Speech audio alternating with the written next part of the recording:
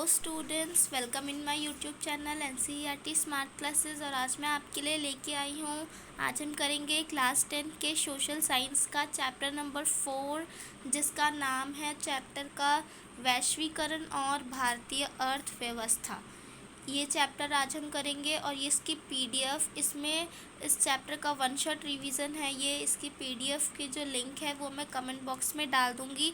आप वहाँ से डाउनलोड करके इस पूरे चैप्टर को पढ़ सकते हैं, क्योंकि ये जो चैप्टर है, मैंने इस चैप्टर को बिल्कुल शॉर्ट नोट्स टाइप है। बड़ा सा चैप्टर है लेकिन बहुत ही जल्दी और बहुत ही कम टाइम में आपका ये पूरा चैप्टर कंप्लीट हो जाएगा। तो आइए वीडियो को स्टार्ट करते हैं। और इससे पहले और भी चैप्टर का वन शॉट रिवीजन और इम्पॉर्टेंट क्वेश्चन आंसर्स की वीडियो डाली है, आप देख लीजिए, क्योंकि जो एसएसटी का एग्ज़ाम है आपका बहुत ही नज़दीक आ रहा है, तो आपको अपना पूरा सिलेबस कंप्लीट करना है। तो वीडियोस को देखते रहिए और जो नोट्स मैं प्रोवाइड करा रही हूँ उससे ज़रूर पढ़िए। तो आइए स्टार्ट करते हैं। चैप्टर का नाम है वैश्वीकरण और भारतीय अर्थव्यवस्था। सबसे पहला शब्द तो ये होता है, सबसे पहला काम ये होता है कि वैश्वीकरण और भारतीय अर्थव्यवस्था का मतलब क्या होता है। तो इसमें भी हम वही पढ़ेंगे पहले कि वैश्वीकरण क्या होता है। फिर भी मैं आपको इंट्रोड्यूस करा दूँ। वैश्वीकरण के शब्द से क्या अर्थ निकलता है। वैश्वीकरण मिलकर बना है विश्व जमा एकीकरण से, यानी कि विश्व का एकीकरण हो जाना। अब विश्व में किसका एकीकरण होगा, तो विश्व में देशों का एकीकरण होगा, है ना।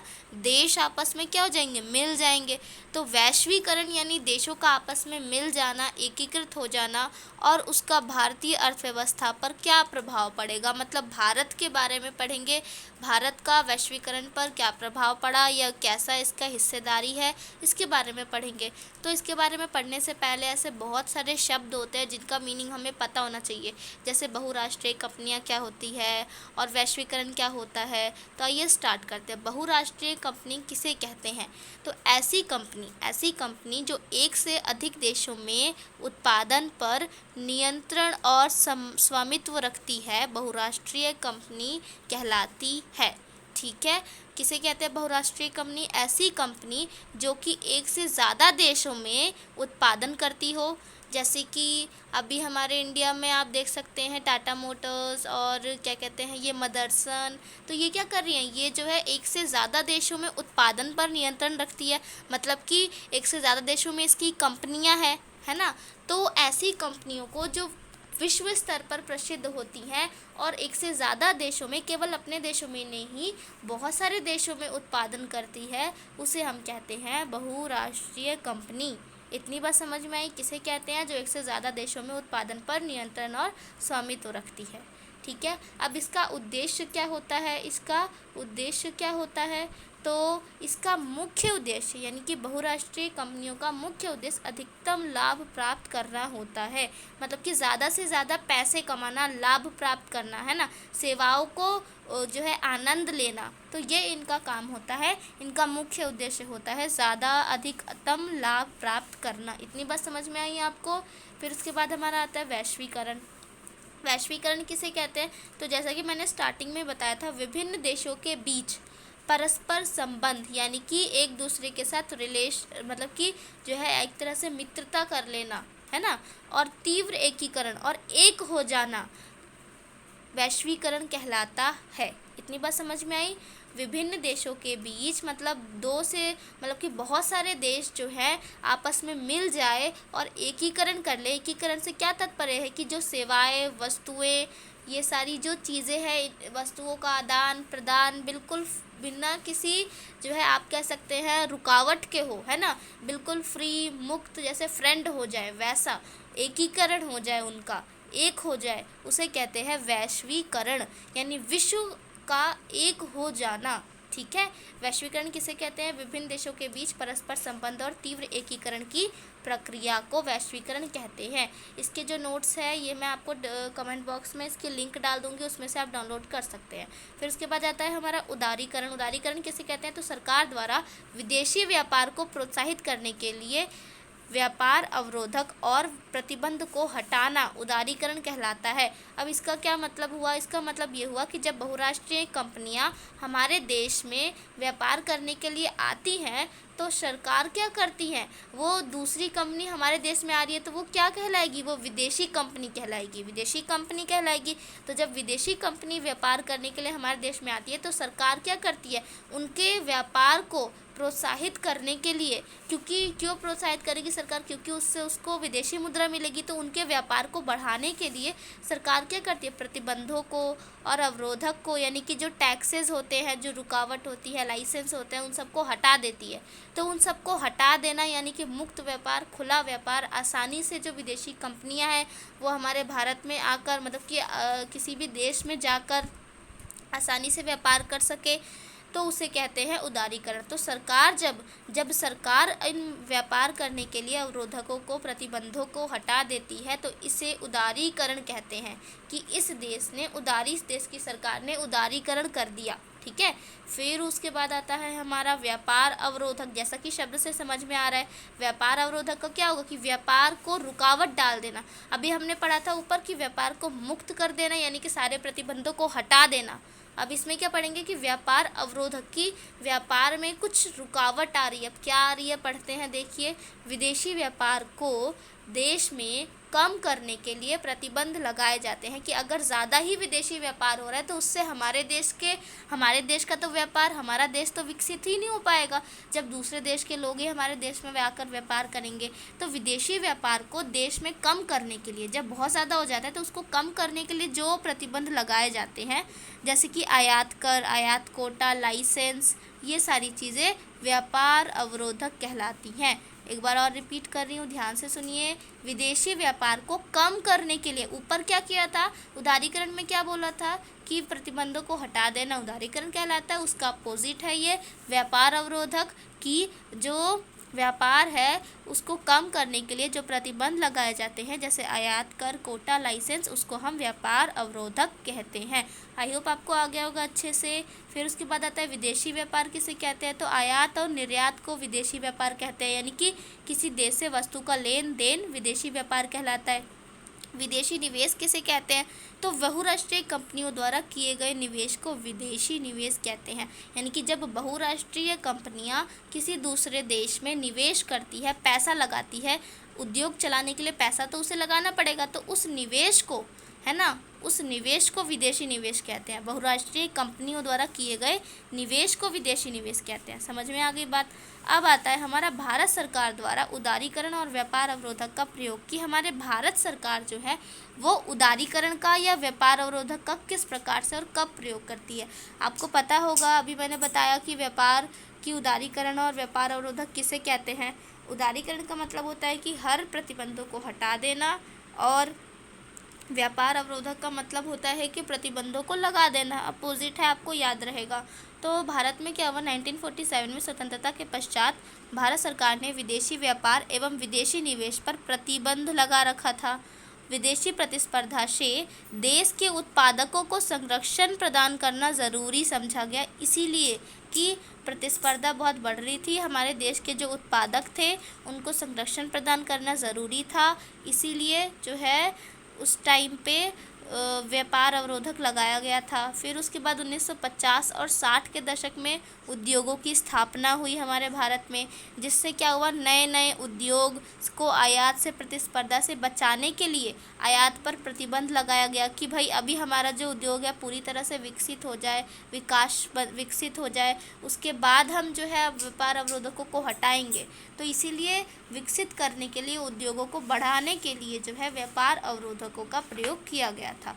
फिर आता है केवल अनिवार्य वस्तुएं, लेकिन व्यापार अवरोधक का ये मतलब नहीं कि कुछ आएगा ही नहीं। जो कंपलसरी चीज़ें होती हैं वो आएंगी, जैसे मशीनरी, उर्वरक, पेट्रोलियम, इन सारी चीज़ों के आयात की अनुमति थी। ठीक है। फिर उसके बाद क्या हुआ, सन 1991 की शुरुआत से नीतियों में महत्वपूर्ण बदलाव आया। क्या बदलाव आया? सरकार ने अब यह महसूस किया कि जो अब भारतीय उत्पादकों का विश्व के उत्पादकों से प्रतिस्पर्धा करने का टाइम आ गया है, और इससे उत्पादक के प्रदर्शन और गुणवत्ता में सुधार होगा। इसीलिए सरकार ने उदारीकरण की नीति अपनाई। तो अब 1991 में जब सरकार को लगा कि हमारा भारत अब प्रतिस्पर्धा करने के लिए तैयार है, तो उन्होंने उदारीकरण की नीति अपनाई, यानी प्रतिबंधों को हटा दिया। तो विदेशी व्यापार और विदेशी निवेश के से प्रतिबंध को हटा दिया गया और इससे वस्तुओं का आयात निर्यात सुगमता से किया जा सकता था, जिससे विदेशी कंपनियां आसानी से भारत में कारखाने और कार्यालय स्थापित कर सकती थी। पहले प्रतिबंध था तो नहीं कर सकती थी, लेकिन अब कर सकती थी और व्यापार कर सकती थी। फिर हमारा नेक्स्ट टॉपिक आता है विश्व व्यापार संगठन। इसका इंग्लिश में हम बोलते हैं WTO, वर्ल्ड ट्रेड ऑर्गेनाइजेशन। विश्व व्यापार संगठन शब्द से क्या समझ में आता है कि विश्व में व्यापार करने के लिए एक संगठन बनाया है, यही समझ में आता है। तो ऐसा संगठन जिसका उद्देश्य अंतर्राष्ट्रीय व्यापार यानी विश्व के स्तर पर व्यापार को उदार बनाना, मुक्त बनाना है, खुला बनाना है और मुक्त व्यापार को प्रोत्साहित करना है, वो विश्व व्यापार संगठन कहलाता है। विश्व व्यापार संगठन किसे कहते हैं? तो एक ऐसा अंतर्राष्ट्रीय संगठन है जो कि विश्व व्यापार को उदार और मुक्त बनाता है और मुक्त बनाने में प्रोत्साहित करता है, उसे कहते हैं हम विश्व व्यापार संगठन। और वर्तमान में कितने देश विश्व व्यापार संगठन का सदस्य है? जल्दी बोलिए, 164 देश। ठीक है, कितने देश विश्व व्यापार संगठन के सदस्य हैं? 164 देश। फिर उसके बाद आता है कि यदि विश्व व्यापार संगठन सभी देशों को मुक्त व्यापार की सुविधा देता है, तो वास्तव में विकसित देशों ने अनुचित ढंग से व्यापार अवरोधकों को बरकरार रखा है और दूसरी ओर विश्व व्यापार संगठन के नियमों ने विकासशील देशों को व्यापार अवरोधक हटाने को विवश किया है। अब इसमें क्या हुआ कि जो विश्व व्यापार संगठन के जो ताकतवर देश है ना, जो ताकतवर देश है, वो क्या कहते हैं कि वो अपने यहाँ का तो जो है अवरोधक, जो अपने यहाँ पे तो व्यापार अवरोधक को नहीं हटाते हैं, लेकिन जो विकासशील, जो कमज़ोर देश है, उनको बोलते हैं कि तुम अपने यहाँ का व्यापार का अवरोधक हटाओ, मतलब प्रतिबंध हटाओ, और उनके देश में जो है व्यापार करके अपना विकास करते हैं, लेकिन उन्हें विकास नहीं करने देते, है ना। ऐसा होता है जो ताकतवर, जो क्या कहते हैं, विकसित देश होते हैं। फिर बहुराष्ट्रीय कंपनियों द्वारा विश्व भर में व्यापार करने के तरीके। अब जो बहुराष्ट्रीय कंपनियां हैं, जिन्हें भाई एक से ज़्यादा देशों में व्यापार करना है, वो किस तरह से व्यापार करती होगी, है ना। उनका कोई तरीका तो होगा व्यापार करने का, तो वो कौन सा तरीका है? तो वो 4 तरह से व्यापार करती हैं, आपको ध्यान में रखना है। स्थानीय कंपनी के साथ संयुक्त रूप से उत्पादन, इससे स्थानीय कंपनियों को नवीनतम तकनीक एवं विदेशी निवेश की प्राप्ति होती है। संयुक्त रूप से उत्पादन का क्या मतलब होता है? संयुक्त रूप से उत्पादन का मतलब होता है कि मिल जाती हैं, बोलती है कि आओ तुम भी मेरे में मिल जाओ, तो उन्हें भी अपने में शामिल कर लेती हैं। और इससे क्या होता है, जो स्थानीय कंपनी है उनको नवीनतम तकनीक, मतलब नई टेक्नोलॉजी और विदेशी मुद्रा की, विदेशी निवेश की प्राप्ति होती है। दूसरा तरीका है स्थानीय कंपनी को खरीद के अपने उत्पादन का विस्तार करती है। तीसरा है बहुराष्ट्रीय कंपनियां छोटे उत्पादक को ऑर्डर देती है, ठीक है, ऑर्डर देकर अपने उत्पादन का विस्तार करती है। चौथा है उन उत्पादन को अपने ब्रांड के नाम से बेचती है, कि जो भी उत्पाद उन्हें छोटी कंपनियों या स्थानीय कंपनियों से प्राप्त होता है, उस पर अपना ब्रांड के नाम से उसको बेचती है। फिर आता है हमारा वैश्वीकरण को संभव बनाने वाले कारक, यानी कि जो विश्व का एकीकरण, वैश्वीकरण किससे मिलकर बना है? वैश्वीकरण किससे मिलकर बना है? विश्व जमा एकीकरण, इससे मिलकर ही बना है ना, इसी से मिलकर बना, यानी विश्व का एकीकरण हो जाना। तो वैश्वीकरण यानी विश्व का एकीकरण कैसे संभव हो पाया है ना, विश्व का जो एकीकरण है वो कैसे संभव हो पाया? तो उसको संभव बनाने वाले कारक, यानी वो कारण जिन्होंने वैश्वीकरण को संभव बनाया है। अब हम उनके बारे में पढ़ेंगे। तो बहुराष्ट्रीय कंपनियों द्वारा विदेशी व्यापार और विदेशी निवेश में वैश्वीकरण को संभव बनाया है। कि विश्व का एकीकरण कब होगा? जब बहुराष्ट्रीय कंपनियां दूसरे देशों में जाकर व्यापार करेंगी और निवेश करेंगी। तो इससे क्या होगा, जो देश है, बहुत सारे देश, सभी देश आपस में मिल जाएंगे, तो वैश्वीकरण होगा। परिवहन प्रौद्योगिकी में बहुत उन्नति हुई है, इससे लंबी दूरी तक की वस्तुओं जो है तीव्र आपूर्ति कम लागत पर संभव हुआ है। मतलब कि परिवहन की प्रौद्योगिकी में उन्नति से, मतलब कोई वस्तु एक स्थान से दूसरे स्थान पर बहुत ही आसानी से पहुंच जाती है, यानी कि परिवहन में प्रौद्योगिकी में उन्नति हुई है, तो एक स्थान से दूसरे स्थान पर आसानी से पहुंच जाएगी। इससे भी क्या होगा, दूरस्थ देशों में व्यापार आसान से हो पाएगा और व्यापार आराम से हो पाएगा, तो वैश्वीकरण होगा। फिर उसके बाद तीसरा है कि सूचना प्रौद्योगिकी के विकास ने विश्व भर में एक दूसरे से संपर्क और सूचनाओं के तीव्र आदान प्रदान को संभव बनाया। अब सूचना यानी कि संदेश, है ना। संदेश जो है एक स्थान से दूसरे स्थान तक बहुत ही जल्दी पहुंच जाता है, एक क्षण भर नहीं लगता है कि मैसेज यहाँ से वहाँ पहुंच जाता है। तो सूचना जो भी संदेश है देशों के बीच में संपर्क बनाने का सूचना प्रौद्योगिकी बहुत महत्वपूर्ण कार्य करती है। तो सूचना प्रौद्योगिकी का विकास हुआ तो एक स्थान से दूसरे स्थान तक जो है संपर्क और सूचनाएं बहुत ही जल्दी जा पा रही है, आ पा रही है। तो इससे जो ज़्यादा से ज़्यादा देश जो है एक दूसरे से कनेक्टिव है। फिर उसके बाद चौथा आता है कि आवागमन, विभिन्न देशों के बीच लोगों का आवागमन प्रायः बेहतर आय, रोजगार एवं शिक्षा की तलाश में दूसरे देशों में जाते हैं, जो विभिन्न देशों को आपस में जोड़ने का माध्यम है। अब एक देश के लोग जो है दूसरे देश में शिक्षा या रोजगार के लिए जाते हैं, तो इससे क्या होता है, दो देश आपस में जुड़ रहे हैं। तो जब एक देश के लोग दूसरे देश में, दूसरे देश के लोग उसमें मतलब कि सभी लोग जो है एक दूसरों के देश में जाएंगे सेवाओं और सुविधाओं का लाभ उठाने के लिए। तो इससे जो है देशों को आपस में जोड़ता है, देश आपस में जुड़ते हैं। तो ये सभी चारों कारक जो है जिन्होंने वैश्वीकरण को संभव बनाया है। ठीक है, इसका नोट्स मैं प्रोवाइड करा दूंगी, चिंता मत करिएगा। वैश्वीकरण के लाभ क्या क्या है। अब जब ये वैश्वीकरण हुआ तो क्या इससे हमें कोई लाभ भी है, वैश्वीकरण से क्या कोई लाभ भी है। तो आइए देखते हैं इससे क्या लाभ है कि उपभोक्ताओं को कम कीमत पर अधिक गुणवत्ता वाली वस्तु की उपलब्ध हुई है। जब ज़्यादा कंपनियां आएंगी किसी देश में व्यापार करेंगी तो इससे उसकी गुणवत्ता में ज़्यादा जो है क्या कहते हैं सुधार होगा और वस्तुओं को ऑप्शन ज़्यादा होगा। आजकल कितनी तरह की, कितने ब्रांड की चीज़ें जो है मार्केट में आती हैं। तो इससे क्या है, हम जो उपभोक्ता है उनके सामने बहुत अच्छी अच्छी गुणवत्ता की चीज़ें और ज़्यादा हम कह सकते हैं ऑप्शनल, ज़्यादा जो है हमारे पास ऑप्शन होते हैं कि ये नहीं तो वो नहीं, बहुत सारी चीज़ें होती हैं, है ना। उच्चतम जीवन स्तर का लाभ, अब अच्छी लाइफस्टाइल हमारी कितनी बढ़िया हो गई है ना। हर तरह की चीज़ें उपलब्ध होती हैं। सेल फोन, मोटर गाड़ी, जंक फूड, इलेक्ट्रॉनिक उद्योग में शहरी क्षेत्र के लोगों के लिए रोजगार के अवसर। अब ये सारी चीज़ें जो है वैश्वीकरण के कारण दूसरे देश से हमारे देश में आई है। सेल फोन, मोटर गाड़ी, जंक फूड, इलेक्ट्रॉनिक उद्योग, तो इन सब से हमारे देश में जब आई हैं तो हमारे देश के लोगों को रोजगार प्राप्त हो रहा है, तो ये भी वैश्वीकरण का लाभ है। भारतीय कंपनियों का बहुराष्ट्रीय कंपनियों के रूप में उभरना, कि भारत की जो कंपनियां पहले भारतीय स्तर पर ही सीमित थी, अब वो दूसरे देशों में जाकर व्यापार कर रही हैं, यानी कि वो भी बहुराष्ट्रीय कंपनी बन गई है, जैसे कि टाटा मोटर और इन्फोसिस।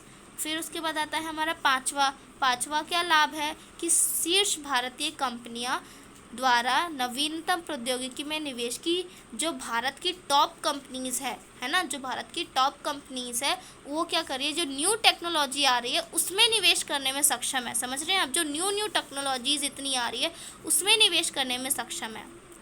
पर क्या वैश्वीकरण है वो सबके लिए लाभदायक है, मतलब कि वैश्वीकरण का लाभ सब व्यक्ति को मिल रहा है, चाहे वो अमीर हो चाहे वो गरीब हो।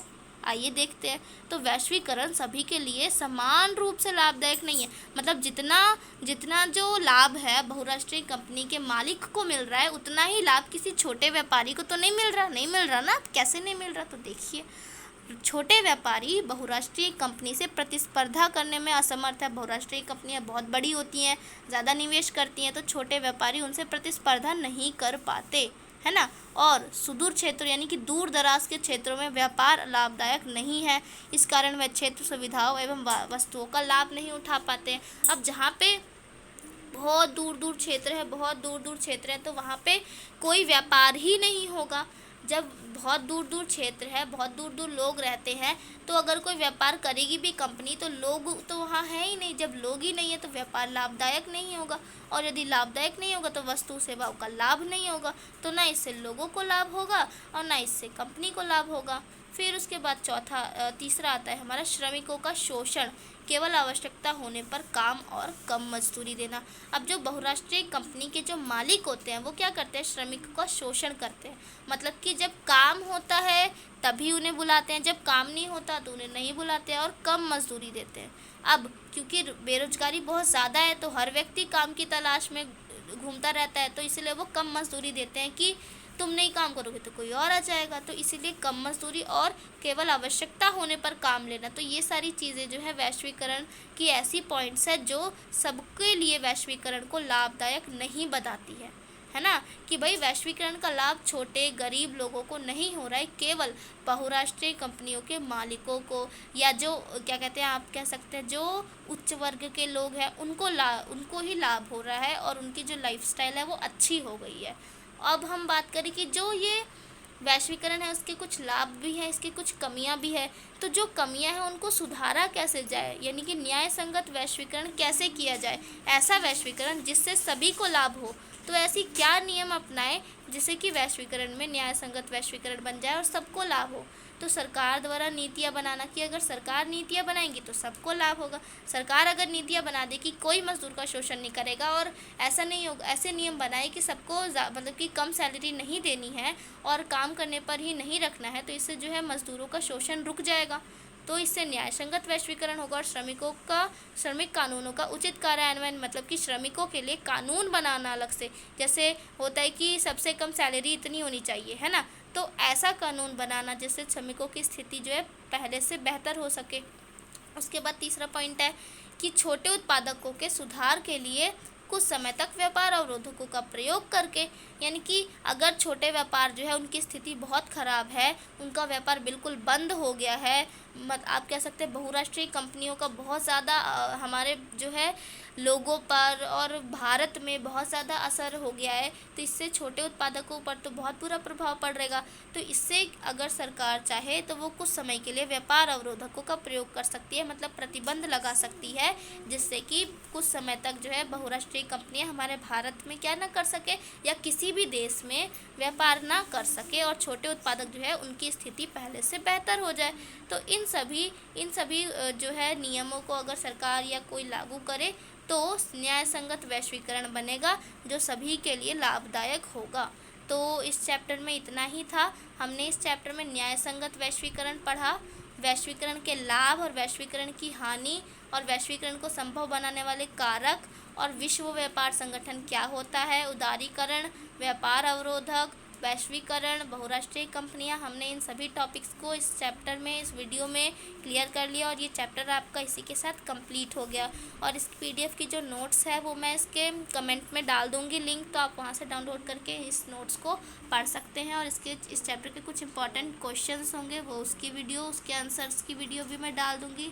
तो आप चैनल पर बने रहिएगा, आपको सारी चीज़ें टाइम टू टाइम मिलती जाएगी। So take care, bye bye, मिलते हैं नेक्स्ट वीडियो में नेक्स्ट चैप्टर के साथ।